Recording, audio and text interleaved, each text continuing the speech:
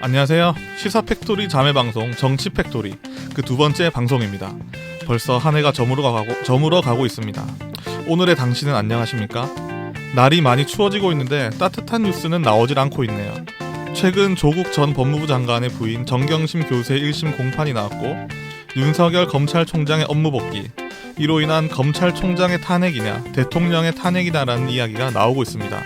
그리고 오늘 30일 기준 오전에 뉴스가 하나 나왔죠. 공수처장에 판사 출신인 김진욱 헌법재판소 선임연구관이 지명되었습니다. 오늘 1부에서는 이 이야기를 한번 토파보고 2부에서는 2020년 부패인식도 조사 결과가 나왔는데 여기에 대해 이야기해보도록 하겠습니다. 일반 시민들이 인식하는 부패도와 공무원들이 인식하는 부패도에 대한 조사 내용인데 한번 곱씹어 보도록 하겠습니다. 오늘도 미남정치 해설가 이태인씨 함께 하셨고요. 이동원 변호사님은 개인 사정으로 인해 오늘 참석하지 못했고 최건 변호사님이 함께 해주셨습니다. 인사 한번 해주시죠. 반갑습니다. 타칭 미남정치 해설가 이태인이라고 합니다.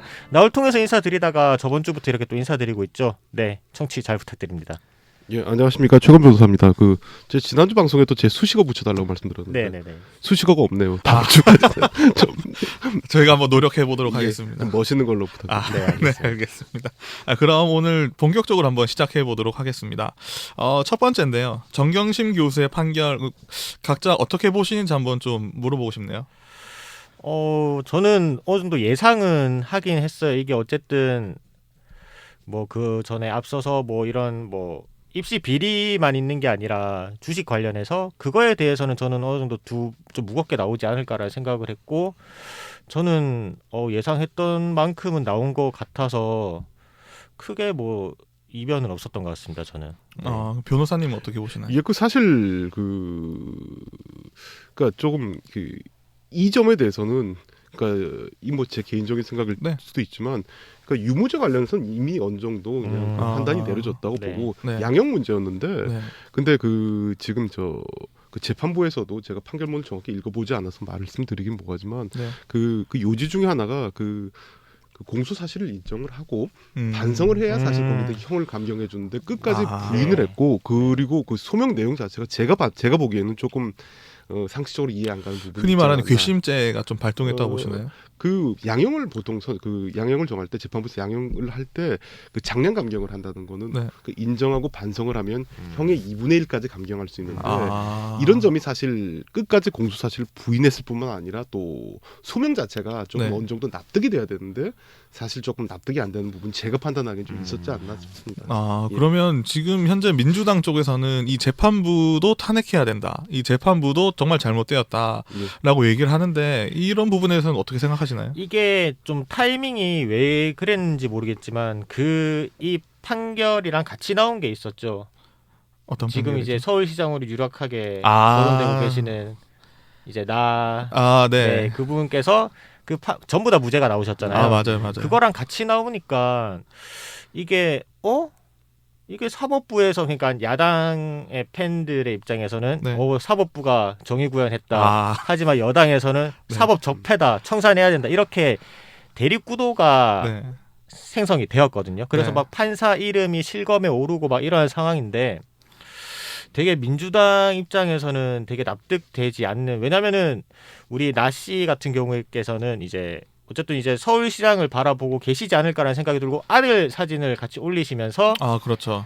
자신은 이제 무죄가 아주 확실하게 이제 추정이 된다라고 생각을 하시고 그렇게 올리신 것 같은데 글쎄 이거에 대해서 민주당 입장은 제가 오상태 박사를 모셔야 되지 않나라는 생각이 들긴 하는데 감히 제가 민주당 입장을 대변할 수는 없어서 지금.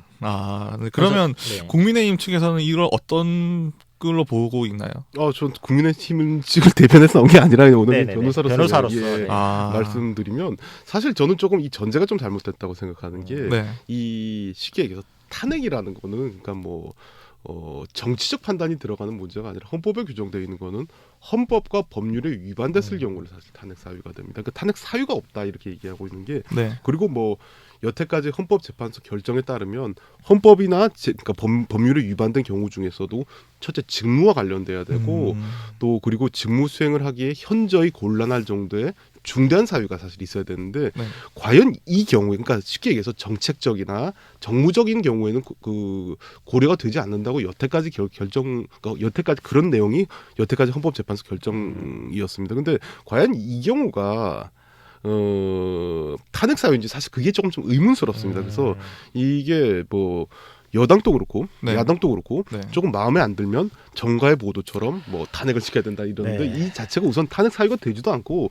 이렇게 말씀하시는 분들도 이 내용은 다 알고 계시리라 싶습니다. 아, 네. 그러면 이 재판 내용을 잠깐이라도 뭐 좀 갈무리 해주실 수 있을까요? 일단 솔직히 재판 내용이랄 게 일단은 윤석열 총장직 같은 경우에는 어쨌든 2개월 직무 정지를 내렸었죠.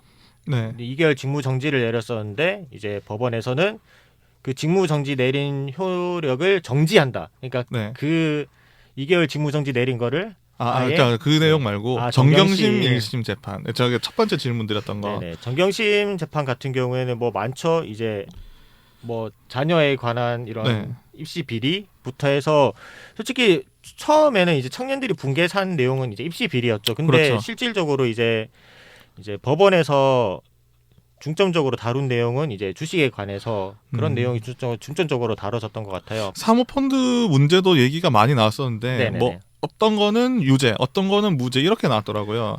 그래서 일반 시민들이 봤을 때는 정말 사모펀드가 잘못된 건지 아니면 그 펀드 자체가 잘못된 건지도 이해가 좀 할 수 없게끔 판결이 나와서 워낙 많은 문제가 나왔더라고요, 보니까.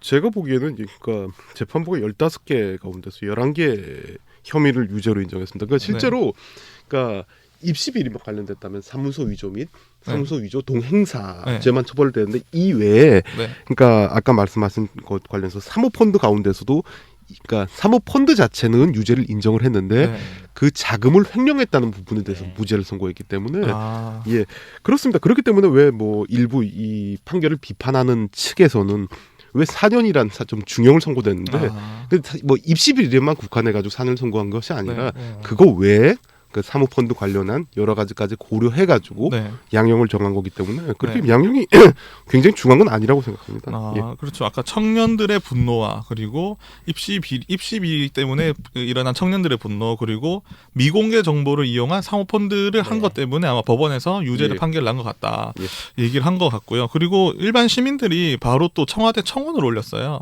1심 그 정경심 재판부에 탄핵을 요구한다라고 재판을 넘겼는데 벌써 이게 어제 기준인가요? 20만 명이 벌써 넘어서 청와대 답변 기준에 합력이 됐어요. 청와대에서는 어떻게 대답을 할까도 저는 궁금하긴 한데 이거에 대해서는 어떻게 좀 보시나요?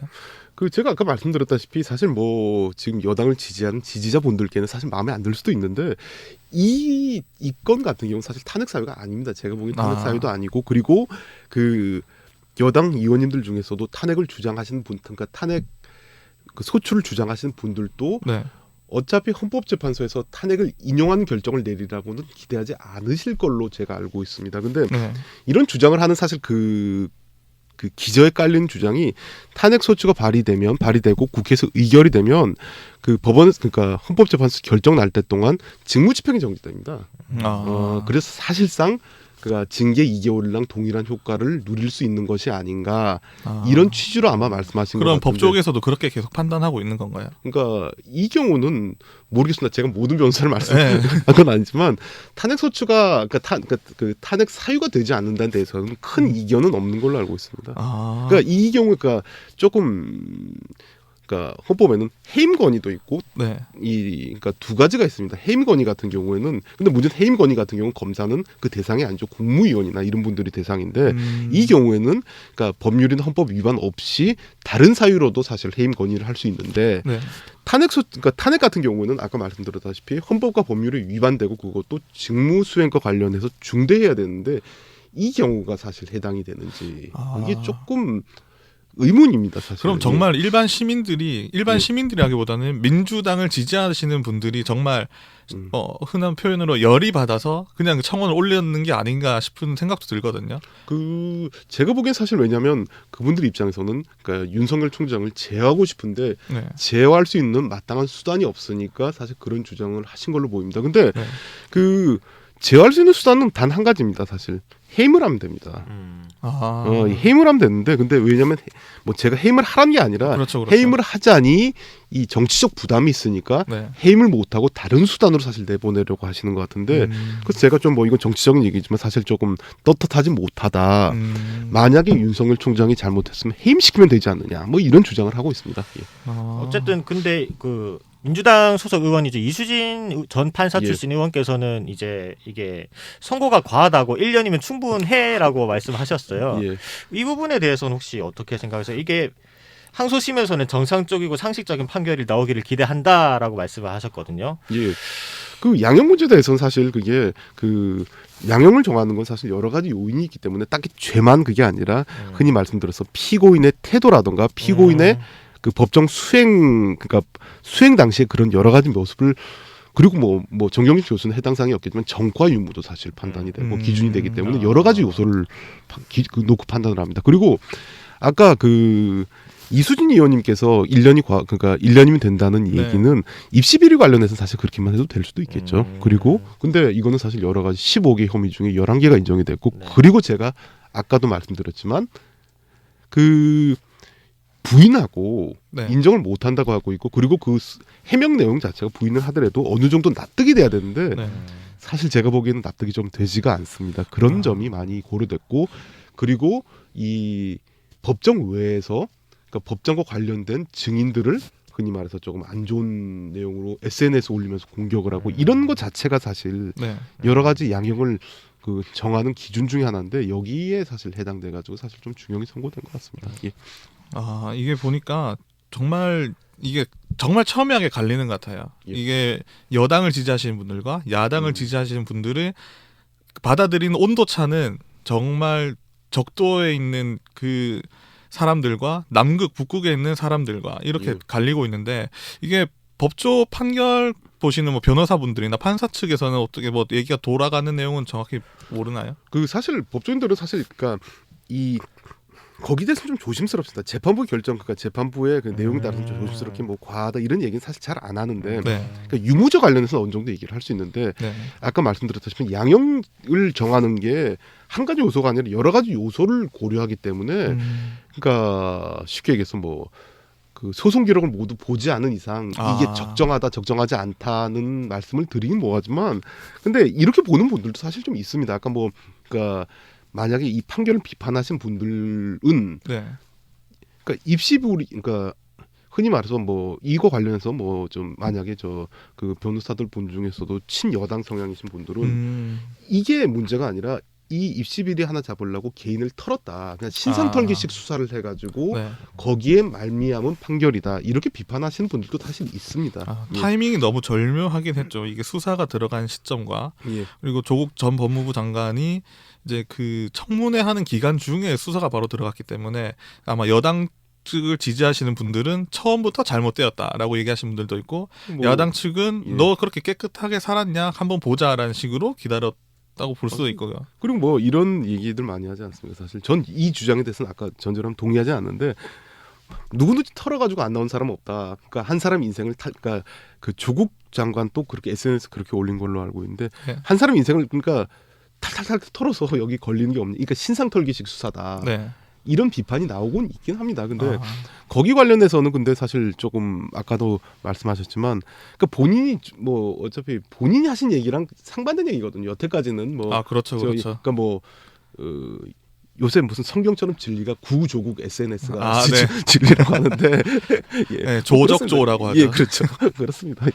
그러면 그렇게 게시판을 청원하시는 분들을 정말 흔한 그 뉴스 표현으로 하면 민주건달이라고 표현하시는 분들도 있는데 그거에 대해서는 뭐 어떻게 생각하시나요? 저는 그렇게 생각하지는 않습니다. 사실 그리고 국민이 제 말씀 사실 거기 그러니까 그런 주장을 하시는 국민들 얘기도 그러니까 세부적인 측면에서는 사실 물론 뭐 조금 다를지 몰라도 그 주장 자체가 어떤 건지 그리고 그분들이 어떻게 생각하시는지 사실 경청할 필요가 있다고 생각합니다. 그리고 그 사법 적폐 얘기하셨는데 저는 이 사건은 사법 적폐라고 생각하지는 않는데 국민들 입장에서 사실 적폐인 면도 있을 겁니다. 제가 이거 좀 다른 얘기지만 여러 가지 뭐 사법 개혁이나 그러니까 공수처 관련해서 제가 사실 그 당시에 작년에 국회 토론회 가서 계속 얘기를 했던 것 중에 하나가 국민들 입장에서는 이런 거보다는 사실 재판이 지연되고 그러니까 재판부의 고압적인 태도, 그러니까 변호인의 조력을 받을 수 없는 이런 게 사실 더 큰 문제인데 이런 것도 같이 해결해야 된다고 사실 얘기를 했거든요. 근데 이런 것도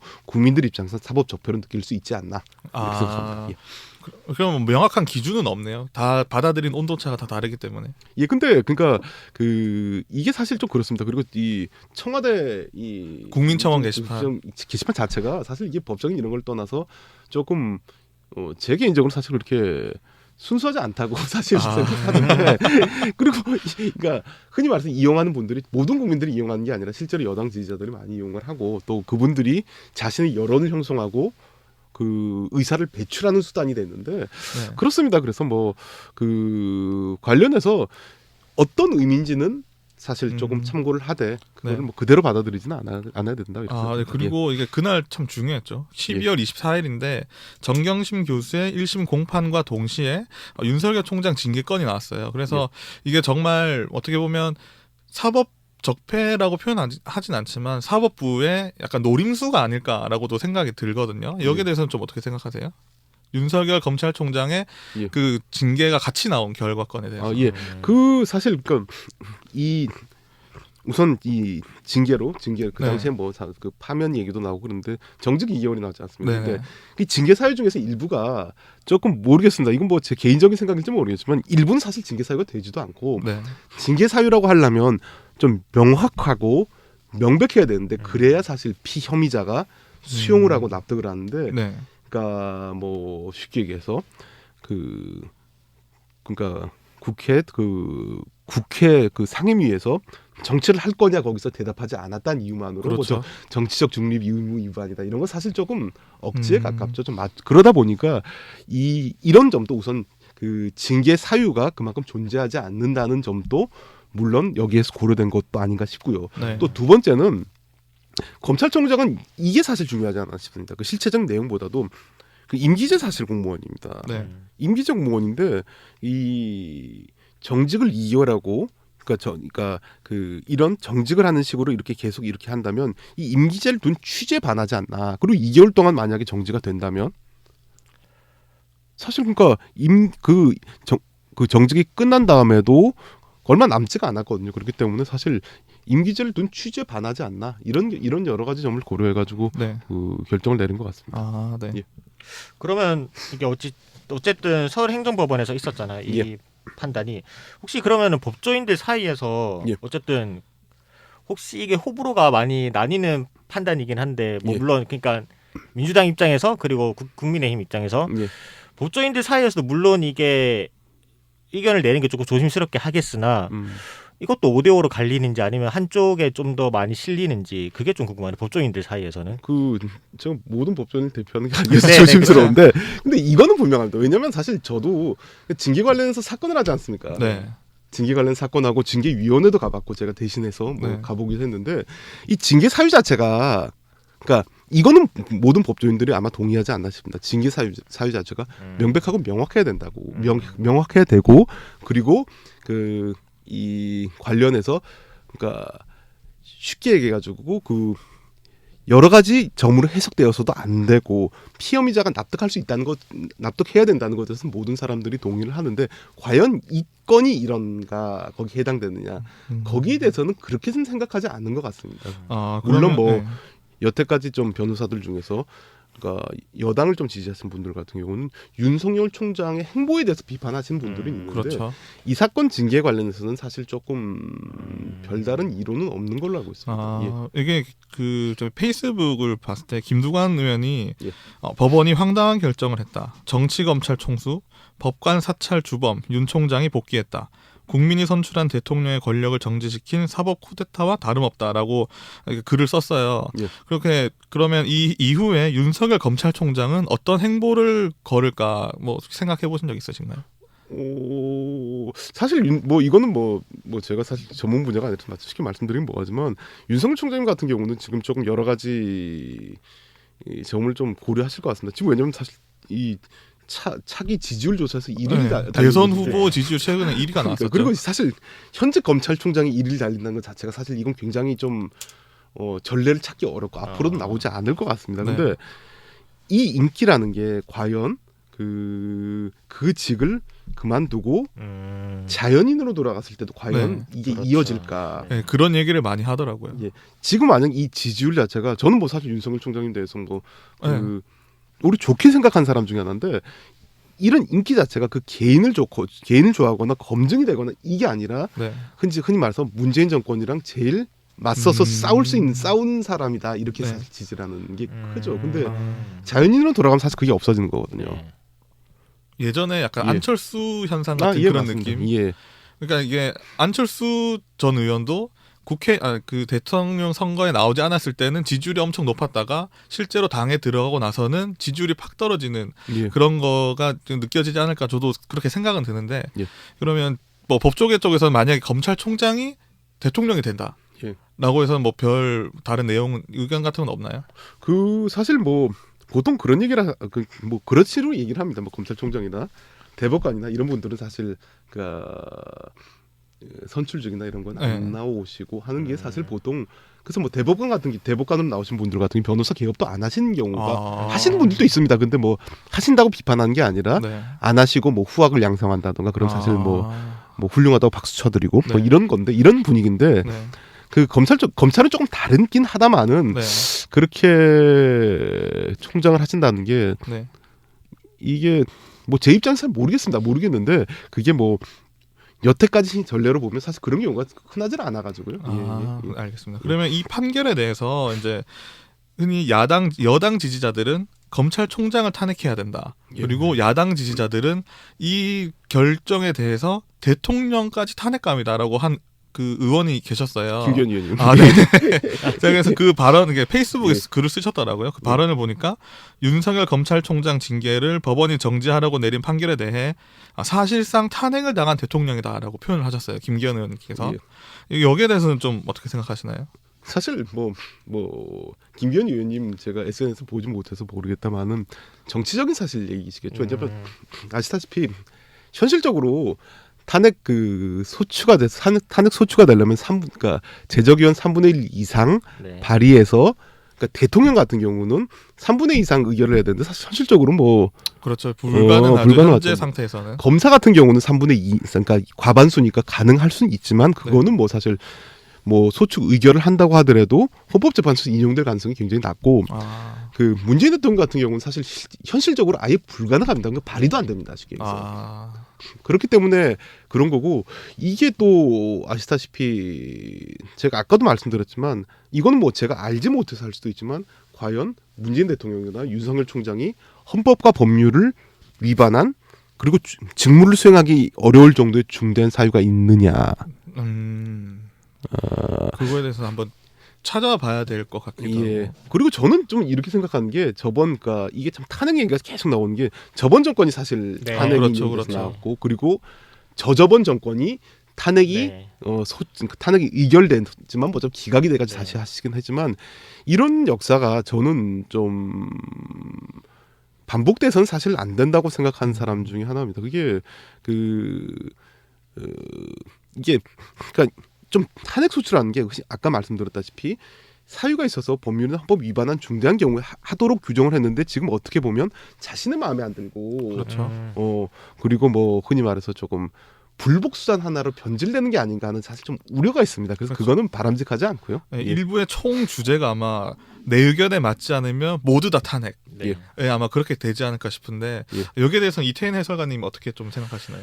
저는 일단 국민의힘에서 탄핵이라는 단어가 프레임이 쓰여진 게 굉장히 저는 꺼려한다는 게 보여요.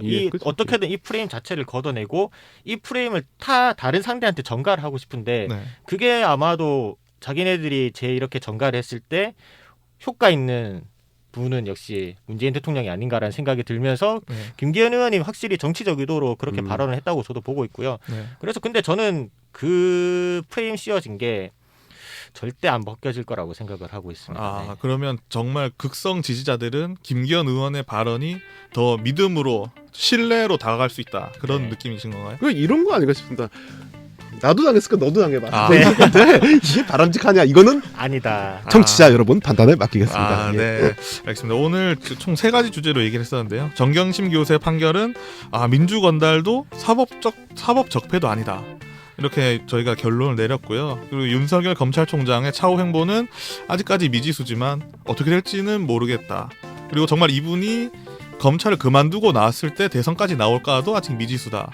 얘기가 나왔고요. 그리고 검찰총장 탄핵과 대통령의 탄핵은 정말 그냥 수사에 불과하다라고만 저희가 좀 결론을 내리도록 하겠습니다. 그리고 2부에서는 저희가 국민권익위 2020년 부패 인식도 조사 결과 나왔는데요. 여기에 대해서 이야기해보도록 하고요. 그리고 2부에서 우리 좀 이따가 만나도록 합시다. 오늘 수고 많으셨습니다. 수고 많으셨습니다.